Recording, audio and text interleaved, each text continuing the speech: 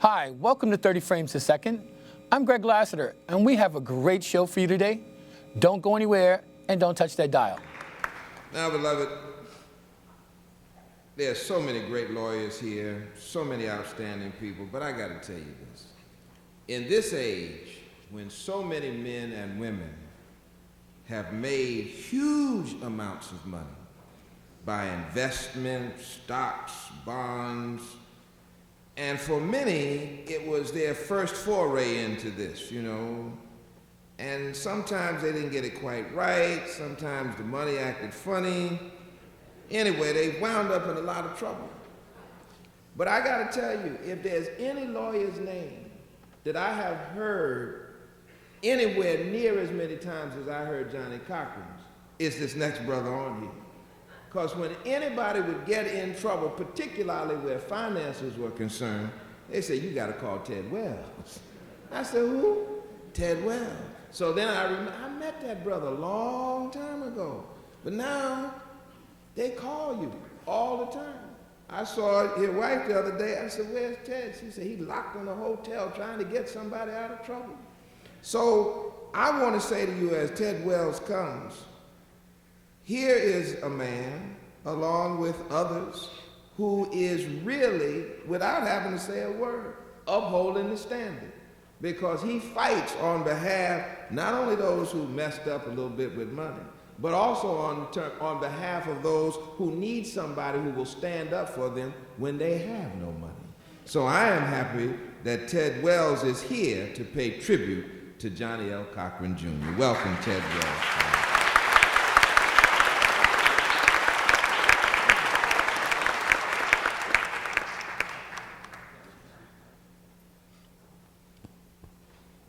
As Reverend Butts indicated, I am a jury trial lawyer.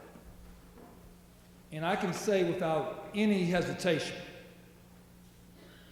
that Johnnie Cochran was the finest jury trial lawyer of his time. I have been in court with him on a number of occasions, sometimes on the same side, sometimes on the opposite side. And I'm probably one of those lawyers who Starr referred to who would go to court against Johnnie, get his butt whipped all day long, and then we go out and have dinner. Now, because I try jury trials, I've been to a lot, unfortunately, a lot of funerals of trial lawyers.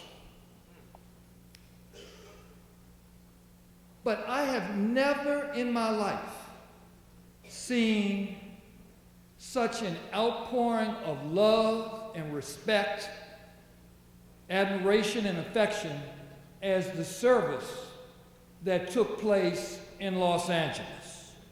I'd like to try to set the scene for you. The church held 5,000 people. I'm an East Coast boy. I'm not familiar with churches of that size. 5,000 people. Outside on the street, you had thousands of people. We're in the Crenshaw neighborhood. Thousands of people on the street who could not get into the church. They had folk selling T-shirts outside of the church with Johnny's picture on it. On back. If it don't fit, you must have quit.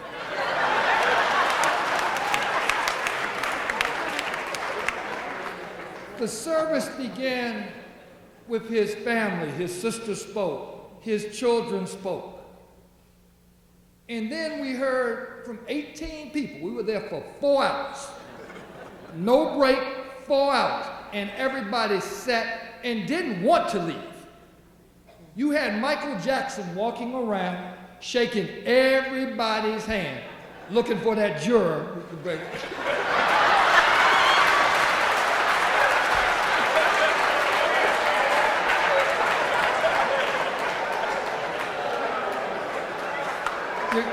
You had OJ. He didn't speak. He sat quietly in the audience until Reverend Sharpton embarrassed him. And Reverend Sharpton spoke the truth, though. He said, I will tell you, the reason people cheered so much when the acquittal came in He said it had nothing to do with O.J. Simpson. We were happy for Johnnie Cochran.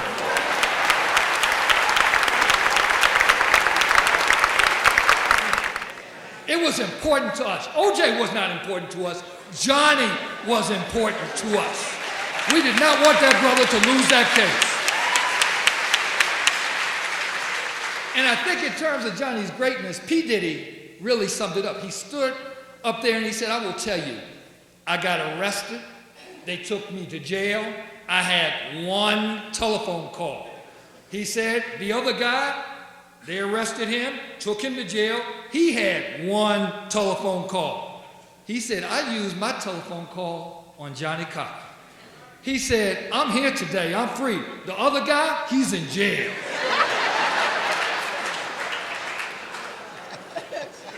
I want to talk just for a minute about the last big case that Johnnie and I did together. Like I said, sometimes we were co-counsel, and other times we were against each other.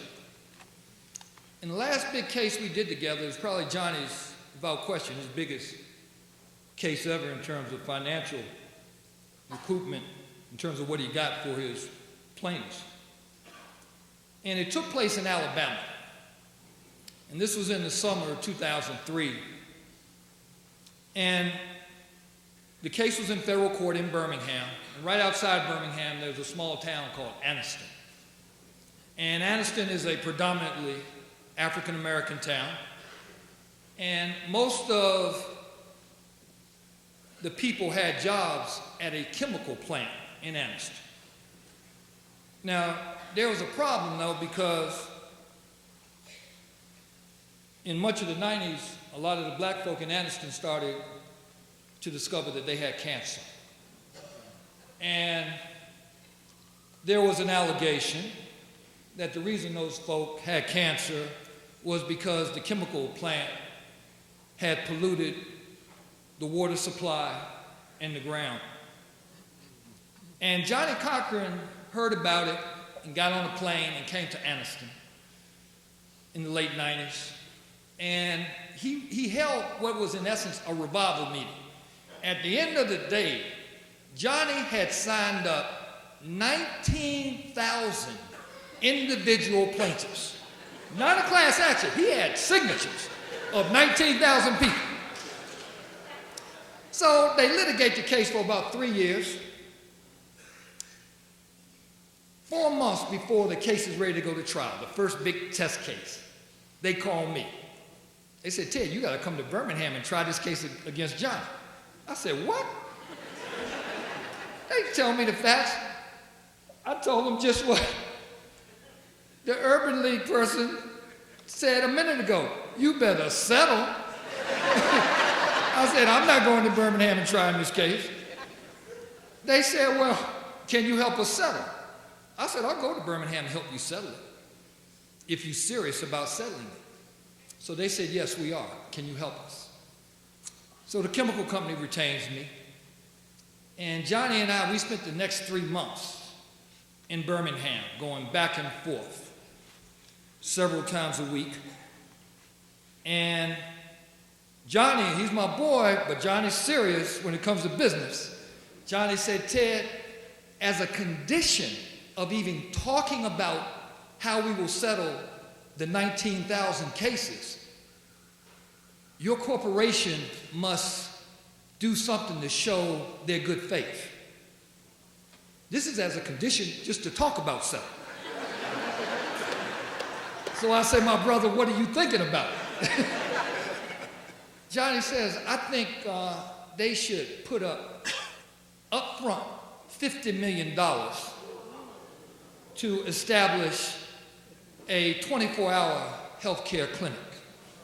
And that $50 million would be untouchable. No lawyer fees will come out of it. It will be separate from the settlement, but it will be a sign that your clients recognize the harm that has been done to the people of Anniston. And the fact that Johnnie said no lawyer fees will come out of it, that was very important, because Johnnie understood if I was going to be able to sell this, I had to make it so it was an issue of principle as opposed to something personal. So I go back, I talk to the board, and I come back, I got my 50 million. So, okay, so I put the 50 million on the table. This is just so we can talk. So we then start talking, and like I said, Dale knows, we back and forth between Birmingham, my man, he's picking us up at night, sometimes we've written planes, trying to get in and out. So we get to the point, and like I said, it's 19,000 planes. I've got $600 million now on the table, separate from the 50 million. I have no more money, it's gone. And Johnny knows when I tell him, that's it, I do not lie to Johnny, that's it. So they needed some more money because Johnny is in charge of the case, but there's a whole group of lawyers of which Johnny's the head guy, but now these guys are talking about money and the long knives are coming out, okay? And some of them started looking at that 50 million. They said, well, look, if we could get 650, grab that 50 and get some more fees out of that, then we could do the deal. And I watched Johnny. Because like I said, my money was gone. I watched Johnny stand up to those other lawyers who tried to steal the 50 million for the community. And he protected that money. And ultimately, we settled for 650 million, but the 50 million was sacred. And today, they've got that health center down in Anniston because of Johnnie Cochran.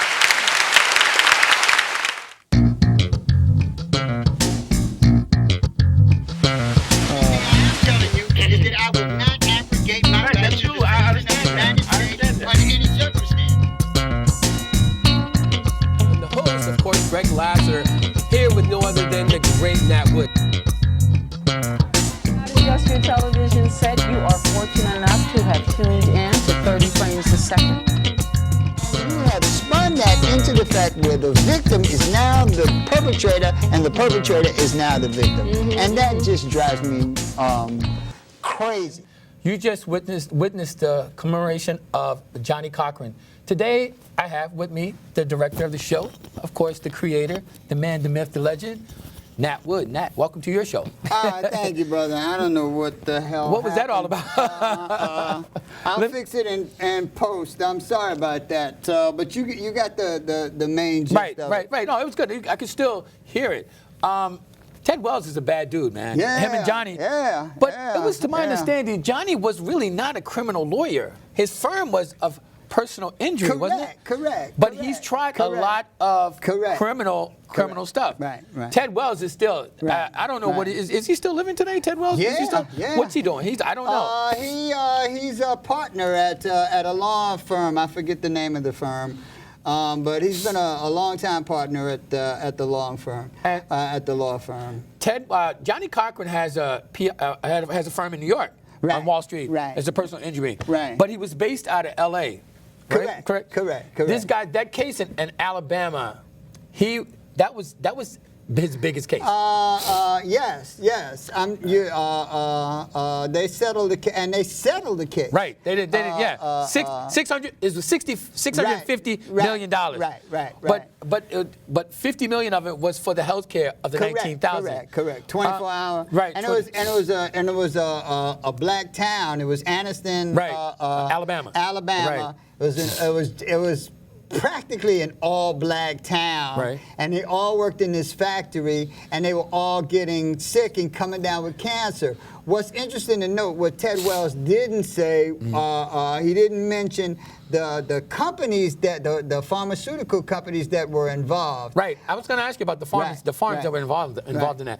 Do you know the farms that were involved with that? Yeah. Pfizer, I'm sure. Well, Pfizer came later because Pfizer bought out, I believe, Solutia. Right. But it was. Was it Dow? Was Dow? It was Monsanto. Monsanto. Right. Monsanto. Pharmacia. Right. Wow. And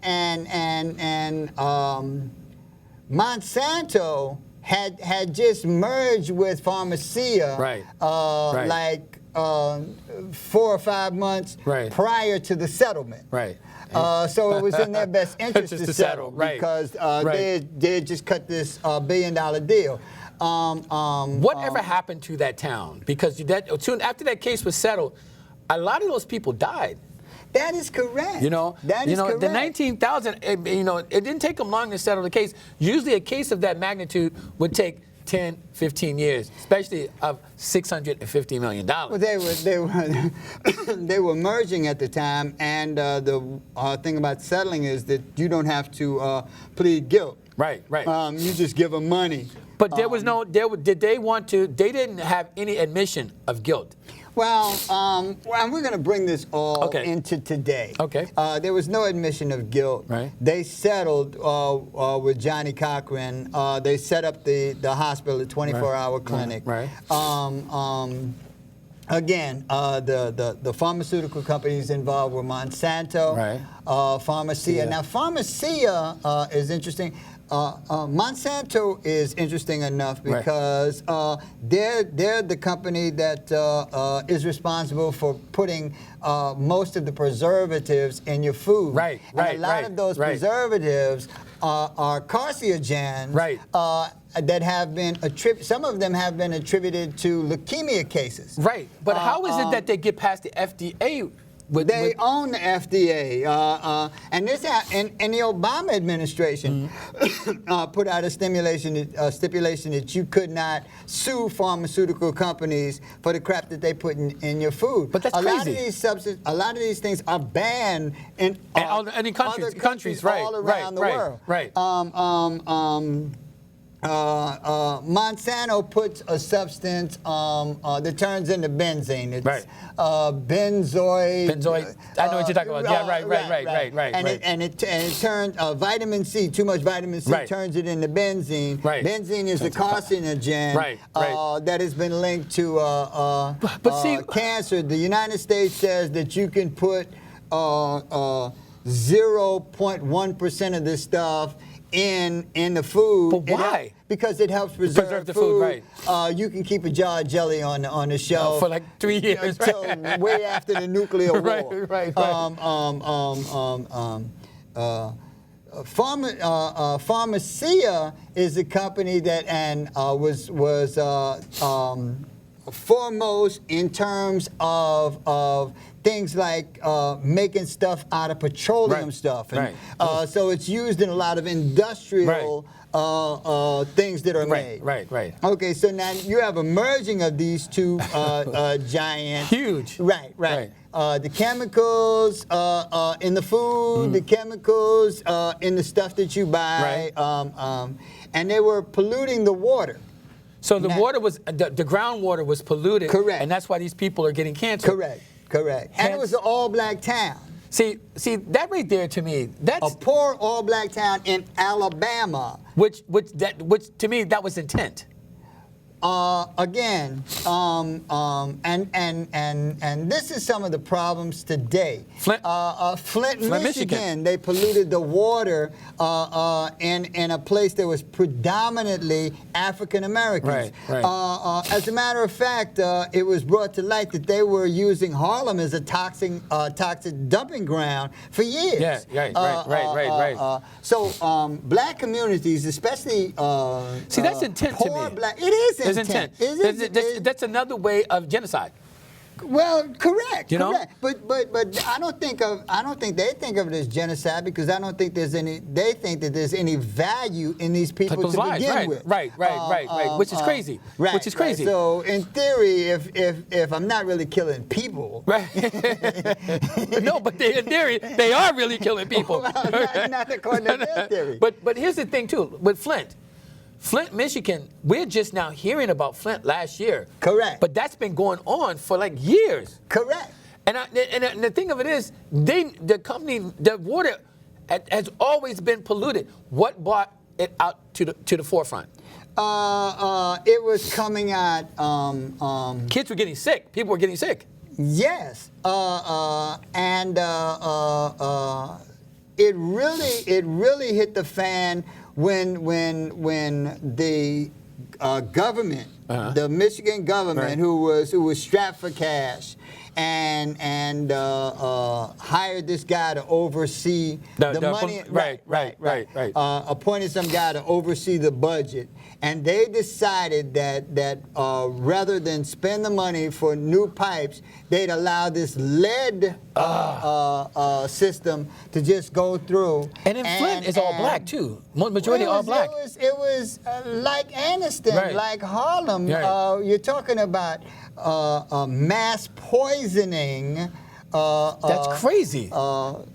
Basically, large areas of poor black people. It's not crazy. The only crazy thing, the craziest thing is that, first of all, black people don't know that there are precedents for all of this stuff. And that we don't take an active part in any of this stuff. That's what the whole problem is. That's what we be a part of your community to see what's going on. Staten Island had that problem too. Correct. Was it Colgate was out in Staten Island that a lot of the chemicals got into the water.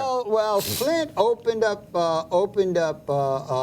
investigations about a lot of water sources, especially in schools, and they found out that all over the country, the school system had lead. The water was lead was in the water. Correct. Especially when New Jersey had a huge. They had to close down a lot of schools. And had it fixed during the summertime. But here's the thing: this all happened under the Obama administration. And he never brought that to the forefront.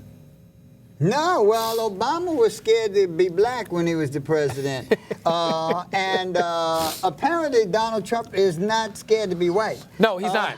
And he embraces his white supremacy. He really And he doesn't care who cares. He really does. Because he's blatant with it. Yeah, and the thing of it is, this is why I tell people all the time, I said, you know what?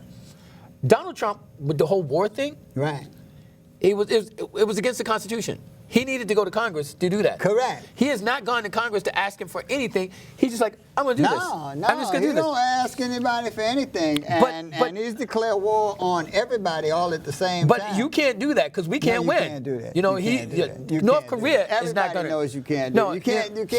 You can't fight a war with everybody all at the same time. But that's his arrogance. That is his arrogance. That's his stupidity. But there's a certain arrogance in ignorance. Oh, there is. You know, very much so. Very much so. I mean, we see it every day. Yeah. It's difficult to actually say anything to anyone because they are so arrogant in their ignorance that all they do is stay ignorant forever because they think they are too good to lie. But it's up to the media to call them out. But they don't. The media is run by corporations that are only interested in the bottom line. But they are not interested in doing the job of an informative media. They are more concerned with ratings than providing information that people can use to determine. But here's the thing, though. We sit here every day. And we bring it to him. We bring it to you correctly. And not an artificial, what is it? Artificial. Not fake news. Not fake news, right? No. But see, this is the thing. Why isn't that the media, like a CNN, NBC, they have some really good, outstanding reporters. Correct. They could sit there in front of Spicer and know he's spewing incorrect. These are corporate decisions. One of the things that I have to say about Trump is that he has the ADHD thing going on. So he just floods the place with everything all at once. But it makes no sense and it's not correct. Well, if you understand, no, it's dangerous and it's stupid, but it does disarm his detractors because we have come into a situation now where most groups are all one issue groups. Right. And they only deal with their issues. And not multiple issues. The totality of it. So by flooding the place with everything all at once, keep them off balance. You have neutered each individual group. Right. That's exactly right. That's actually a smart move. It's a brilliant move. It's a brilliant move. But if you're a nut, yeah, that's what you say. If you're crazy, right? I mean, that's a strategy. Correct. Which is not a strategy. No, Do you see what I'm saying? It's not a strategy for running a country. Right. It's not a strategy for improving the lives of people. But it is a strategy for doing a whole bunch of crazy stuff. But running a corporation and running a government are vastly different. And I don't think Donald Trump gets that. I'm not even sure he ran a corporation. No, well, I'm saying, but he's trying to run America like a corporation, and you can't run the government like that. He didn't run a corporation like people who run corporations. He's not the kind of guy who crunches numbers and worry about dividends. Right. And fiduciary responsibility. Right. I mean, he's the clown that struck it rich. I mean, he really is. But he is. If my dad gave me $200 million, how can I go wrong? He makes his money the same way Snoop Dogg makes his money. Right. Yeah, bow, wow, wow, you're fired. Right. He doesn't run a hedge fund. He's not a. He doesn't put in work. Correct. He looks over things. He's created nothing. Correct. And he's not like Mark Cuban. Right. Or Carl Icahn. Right. You know. Where these guys sit back and they strategize on what they're going to take over and how they're going to get money out of it. Donald Trump is nothing more than a reality TV star. Correct. That's it. Correct. He makes his money from a brand. That's exactly right. He didn't even write his own book. Right. You know? He had a ghostwriter. Right. And the thing of it is, I truly believe. I was watching something. Drink this alcohol, because Puffy drinks it. Right. But But see, I watched I really don't believe he can read. Kate Hudson action draws. I don't believe Donald Trump can read. I saw a clip where he was trying to negotiate a lease. So the opposing attorney was like, well, can you read, when he was in a deposition, can you read line such and such, such and such? And his attorney tried to object to it. And Donald Trump's like, well, let me see if I can read this. And he couldn't read it. And the first thing he says, I don't have my glasses on. My question is, have you ever seen Donald Trump with any glasses at all? I don't think he reads stuff. I don't think he can read. He might be able to read, but he doesn't have the inclination to comprehend. To comprehend. Well, to even put the reading theory into practice. But how does a fool like that? He doesn't even seem to be a good listener. Right. He doesn't listen at all. He doesn't take advice. Right. So how is it an idiot like Trump, 45, get into power? How is it? Is it because of his money? It can't be. Well, no. Is America that disenfranchised? No, America is that dumb. That dumb, right? Yeah, and he capitalizes on the fact that, first of all, as a television person, he understands that you don't need to get everybody. No, you just need to get your demographics in key places. That's it. That's exactly right. Hillary thought that she could just use the logic of this guy is an idiot and I'm gonna win. She thought it was a shoe-in. Right. We all thought it was a shoe-in. Because he is indeed an idiot. Right. But we're in New York City. Right. We're not the masses. Right.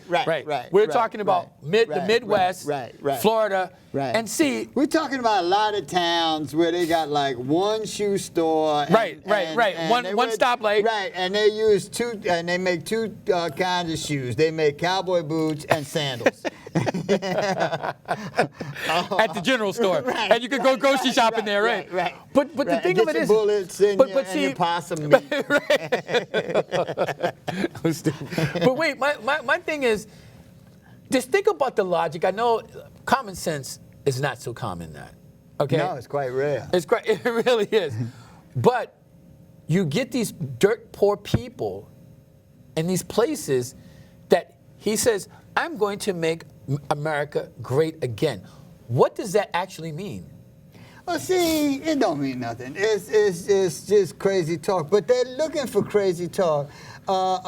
America is, first of all, they have dumbed down America to a place that I don't even recognize people anymore. It's ridiculous, right? But America has always been a spiteful place. America would cut off his nose to spite his face.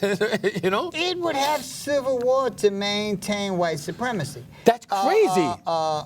It would go hungry to maintain white supremacy. I showed that clip, and especially for black people, right, the masses of black people, what is going down now requires that we reach a level of sophistication that we do indeed learn how to walk and chew gum at the same time. Because we did before. That is correct. We did before. That is correct. Right. That is correct. The issue of police violence is tremendous. Right. But there are other issues that we are going to have to address that we are not speaking to at all. We need to do it in concert with other issues and not just concentrate on one. We have to be knowledgeable about the world we live in and how it affects us so that we can protect ourselves and grow. And it seems like we are no longer capable of that kind of diversified thinking. Capable, or do we not care? Well, you know, because you think about it. I'm not sure. It might be what you said, but I'm starting to think. I used to think people just didn't care, but I kind of think that people is kind of dumb as a rock. You know what? I don't want to believe that. Yeah, I don't. Kind of stupid. Because now, you know, when we were on the come up, information was important. Being somebody was important. Achieving a goal was important. I'm not even talking about that, though. That's where I would like us to go. Right. We're not even there. We're so far from that. But before I can get into that, before I can get into stop telling your children they're no damn good and encourage them to be great. Right. I still have to get past the fact that they use Harlem as a toxic waste dump. Right.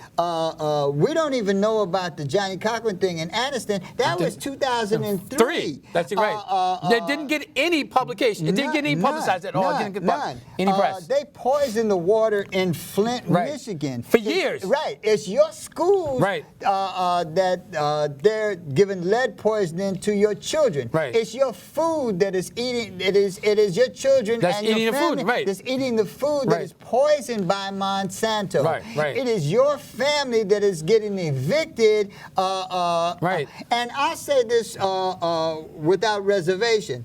In terms of housing and housing of poor people, Bill de Blasio is worse than Bloomberg ever was. Right. See, you know what? Bloomberg, look at this. Bloomberg was straight up. And he said, "This is what I'm going to do." Correct. You know, Giuliani was the same way. Correct. But when you got it, Giuliani was a troll. Right. Bloomberg was an elitist. Yeah. But you saw them coming. Right. You they could said, understand. Right. From there, but Blasio is he's that steak that you have to keep your eye on. He's the vampire you let into your house. Right. At night. Right. Vampire can't come in. They said vampire can't come in unless you let him in. Right. You open the door and say, he's come on in, vampire. Right. You know. And the thing of it is, his strategy among the African Americans or the minorities is that he uses, I have a black wife. He uses his black wife. He uses his proximity to the Negro Church. Right. He uses proximity to the National Action Network. But why do we? But see, why do people buy into it? We see that. You and I see that. Al Sharpton sees it. Jesse Jackson, all those guys sees it. But why do they let? They see it. They see it. But nobody's doing anything for it. He's not sneaking and no, do it. He's doing it right in front of your face. Right. But nobody's calling him out on it. He had his State of the City address at the Apollo Theater. Come on, man. Come on. That's, you know what? He's zooming you. Right. And coming to your house. Right. And nobody opposes that. Because he's not doing, Harlem is not. Black politicians applauding him like it was. But now when you think about that, Nat, is it because the black politicians got their hand in his pocket? the black politicians have, for the most part, have their hands in the same pockets that he has, Right. Especially in New York. If Right. you want to run for political office, Oh, yeah, I do. In New York City, You need to be in bed with specifically the real estate. Right. You got to nod. lobbyists. You got to get the nod from Right, them. because exactly. that's where all the money, all the power is coming That's it. from. Exactly right. We have gotten to a point where we have become so ignorant to the world that we live in, so acclimated to acquiescence. Right. That's a great phrase. Acclimating to acquiescence. Right. Which means, guys, we're just going along, getting along. Correct. That's all. That's all. And Ain't we're not. nothing I can do. Yeah. If the Everybody white man wants to do right. it. Let him do it. Right. It doesn't affect me. Right, I can't do Which is nothing. ignorant. It's just straight ignorant. It's straight ignorant. It's not that. See, but what it not kills true. me is you're right. It's not true. But what kills me is that. What the white man does affects you first. Exactly. And bigger than that, Yeah. everybody else. But what I don't understand is it that we as a race, are we tired? Or we just don't care? Something is wrong. Something is wrong. Something is drastically wrong. Something is not clicking. Our need to be accepted by white people has limited the way we look at things. Has limited our perspective. For most of our experience in the United States of America, experience with European nations, we were approached as from an unabashedly adversarial viewpoint. Right. And in order to move from point A to point B, we had to do extraordinary things to get there. Right, exactly, right. Somewhere along the line, we lost that. We got the illusion of inclusion. We stopped respecting our ancestors for what they offered and the knowledge that they brought to get us where we are. That is correct. We stopped listening to them. We started thinking that we're better than they were. Right. We started talking about not accomplishing anything, not wanting to do anything, not wanting to create anything. Correct. Not even to take care of our own community like we used to. Correct. You know, when we grew up, everybody in our community knew every kid. Correct. And you know what? It takes a village. Correct. But now we don't even have the community. Even when we need to get back to the communities. Because look at Spanish Harlem. It's not even Spanish Harlem anymore. Right. It's East Harlem. Right. Harlem itself, 125th. That's not predominantly African American anymore. Right. Because African Americans now, because of gentrification just means this: minorities get out. Right. Now all the people in Harlem is pushed to the Bronx. Right. Or Yonkers. Right. Or what was that? Mount Vernon. That is correct. If they are able to. Right now, they're sending your broke behind to South Carolina. Right, back down. The high point, everybody's migrating back to the South. That is correct. That is correct. You look at the city of Atlanta, Georgia, which is predominantly African American, have the highest rate of HIV. That is the problem. That is the problem. So, exactly there. So you want to go back? You have a migration of a lot of people who are leaving because they refuse to take part in anything. Right. They refuse to take part in an educational system. They refuse to take part in the political system that malaffects them. They refuse to take part in anything. Instead, they went back to the plantation, for lack of a better term. Right, you were free. And now you got the true redneck who can take out all his frustrations on you. Right, and that's that's exactly how it seems.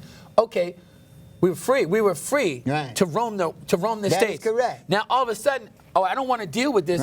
I'm going back to the plantation. How do I have a generation of young black people who were born and raised in New York City that cannot read? Right. That seems almost impossible.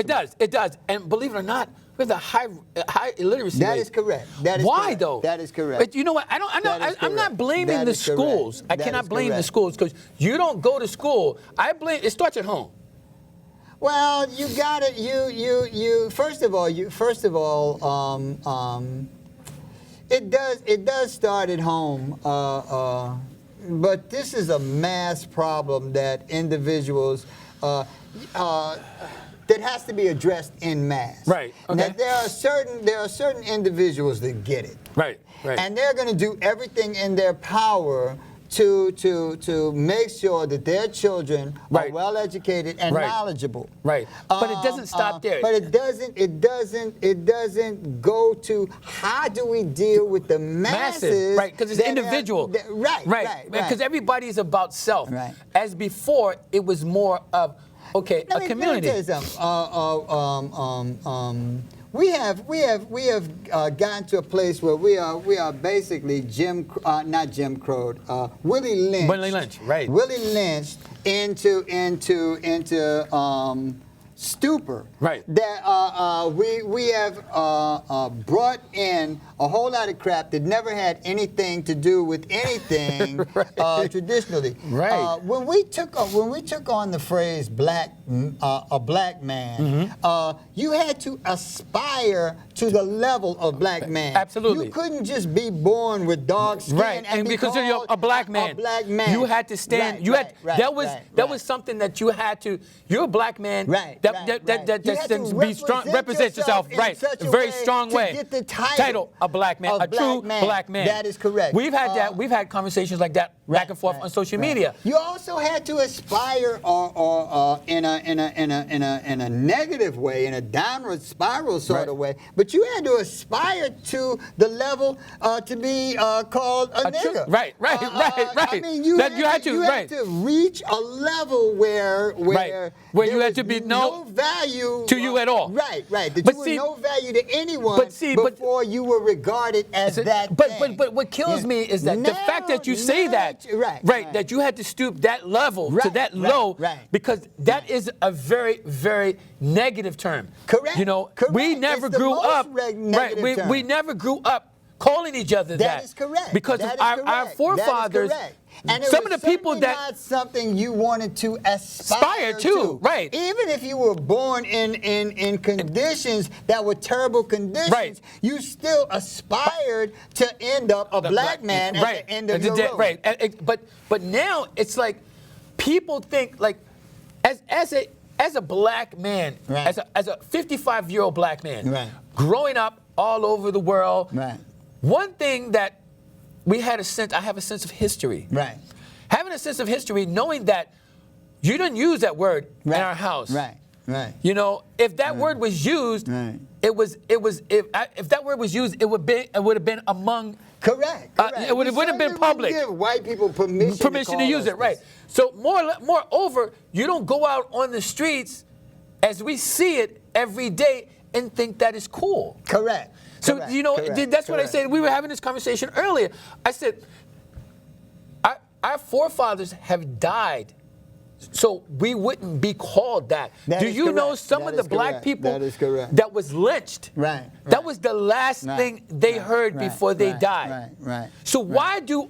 And the word is not as problematic as the fact that I have a whole, almost a whole generation of black people who don't understand Not a clue. that they're better than this. Right. That they should aspire to greatness. That they have always done great things. Right. That we didn't have to rely on karaoke to make music. Right. That we had the most phenomenal musicians. We set the trend. We set the trend globally. Globally, yes. Globally. We set the trend in music, entertainment, And arts, art, literature, and everything. Science. Right. We have set that trend. In spite of the fact that everything that came against us was adversarial. Right. I We mean, still- there was no illusions. You had to do this in spite of it. Right. There was no illusion. We didn't get that sidetracked. The system was gonna Right. The system wasn't giving us anything. Right. As a matter of fact, it was looking for everything it could to do do against us. you, Right. to keep you from moving from point A to But point we B. never got sidetracked. We never got sidetracked. Correct. We knew what we were dealing with. Correct. And we didn't let those outside sources detract us from that end goal. Let me say this. Because we spend a lot of time tearing each other down about little crazy stuff, and we don't keep our eye on the ball. Right. I usually don't mention names, but I'm gonna mention a name on John Legend. Right. Now, it's amazing. John Legend got an Oscar for doing the music to Selma. Right. John Legend is producing this show on WGN called Underground. Underground, right. Harriet Tubman, a lot of stuff. Now, this is the irony. John Legend is married to a Malaysian woman. Right. He's not married to a black woman. No, right. He's black though. Right. He's a black man. Right. In order for me to move from point A, I need a partner who is going to help me move from point A Gonna assist me in doing that. Making this happen. I don't need a Real Housewife of Atlanta. Right. Because all she's gonna do is destroy me and destroy my family for generations to come. Right. Because that's what it's just a generational thing. Right. That is correct. Right. So if you want a king, you have to present yourself as a queen. There you go. So you can talk to you blue in the face about who should marry this, who should marry that in terms of color. Right. But are you prepared to go with me so that I can achieve something? Right. Or you just want to eat chicken with me? Right. You just want to hang out instead of trying to build something. Right. That's right. Because if you cannot be with me if all of your music has the N-word. Right. If you have one concept that's the same concept that has not changed in the last 30 years. And you haven't grown. You have not grown. Right. You know nothing about the world in which we live. Right. And you don't know history. And that world affects what my children eat, Yep. the schools they go to, the houses they live in. Their future for generations to come. If you have no knowledge of this, you are of no value to me. None at all. Right, absolutely. So while you're out there on Oprah's show crying your eyes out because you say that your man ain't no good, physician, heal thyself. Right. We have a job to do, a job that we have been doing. Right. That's and if you are sitting talking about I don't know who the baby daddy is, you're probably not the girl for me. Right.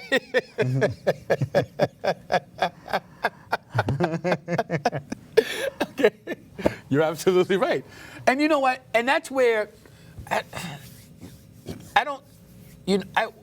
the black woman, as we see it today, and guys, don't get me wrong, okay? Hear me when I say this. The black woman today, she's just like the black man. She's not living up to her potential because what she comes from is so great that it has never been duplicated. The black woman comes from Coretta Scott King. Right. The black woman comes from Harriet Tubman. Right. The black woman comes from Fannie Lou Hamer. Right. The black woman comes from Ella Baker. Right. The black woman comes from Sojourner Truth. Right. So what she is. That's all greatness. That's all greatness. Right. Just like the black man, we as a people, I don't want to break it up into black men because we are both suffering pretty much from the same ailments. Right. We have taken our eyes off of the prize, turned into clowns for the world, clowns for the world, and we need to get back on track. And that's what, together, exactly. We need to be in sync. We need to be in sync.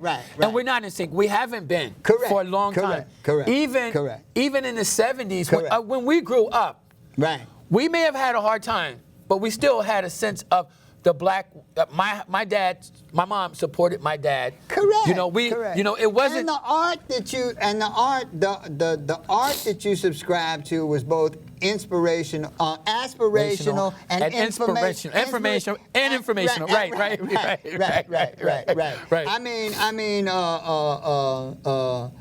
It all was intelligent, thought out, and you had to learn your craft, and it was always a work it was always a work in progress. Right. That's right. You were expected to be better 10 years later than you were today.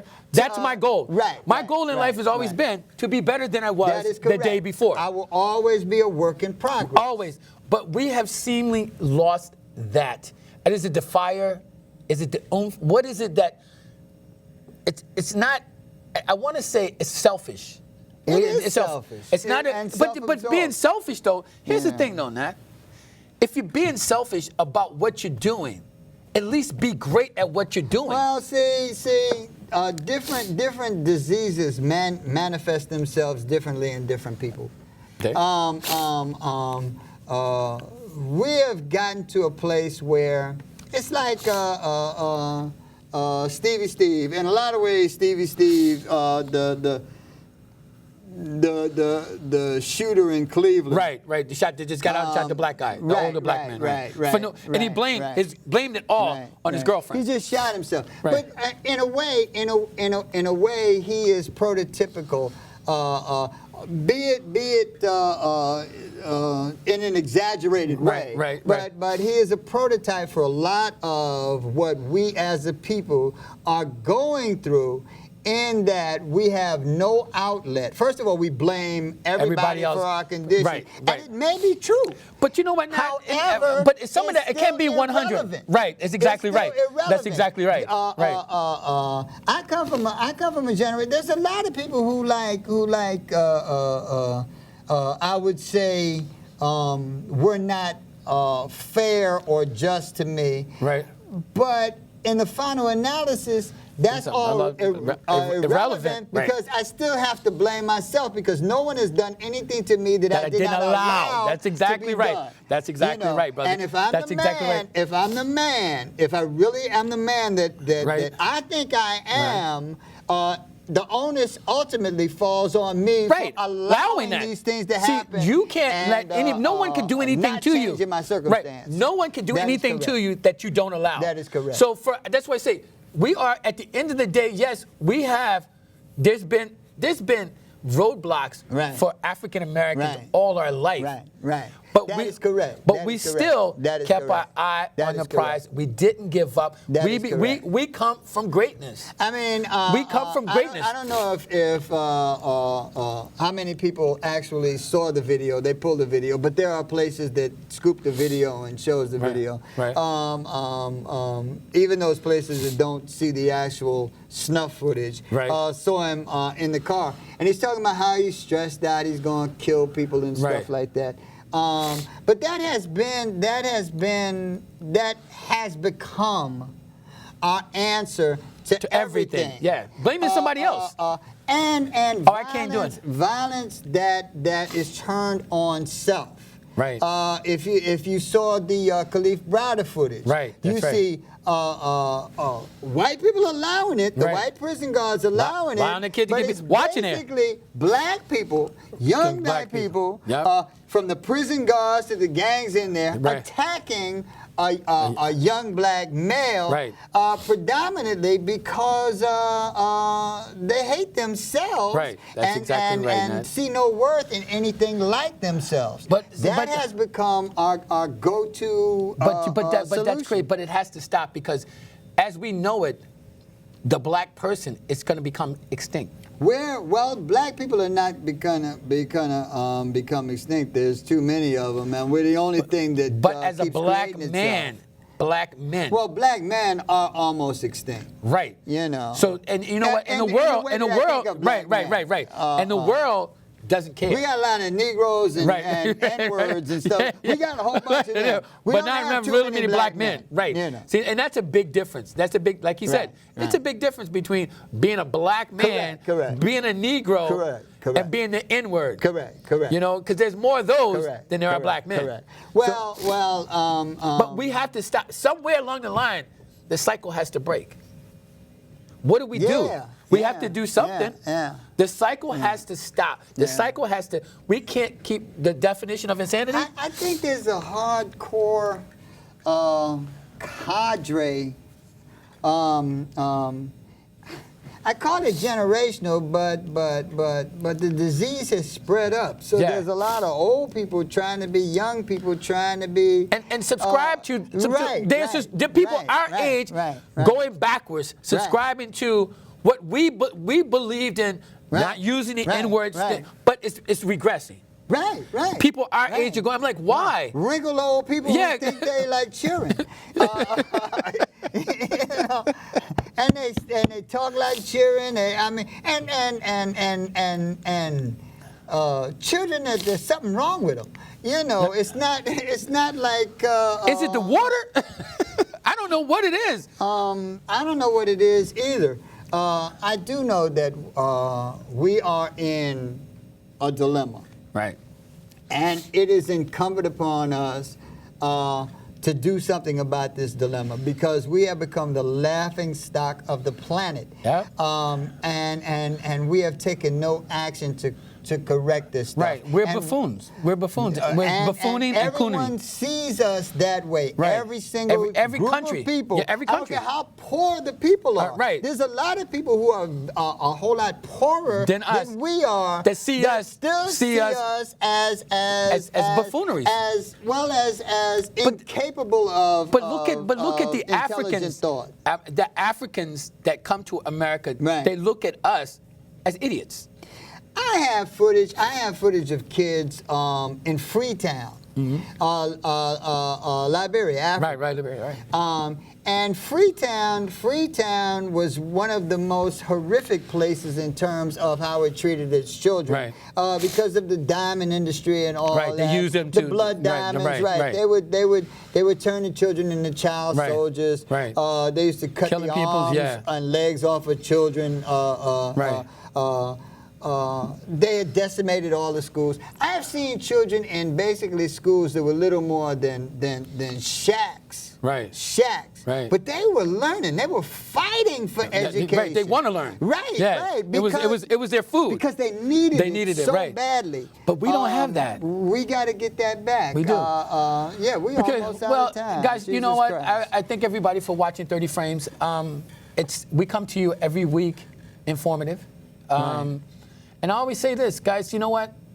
This is not rocket science. Right.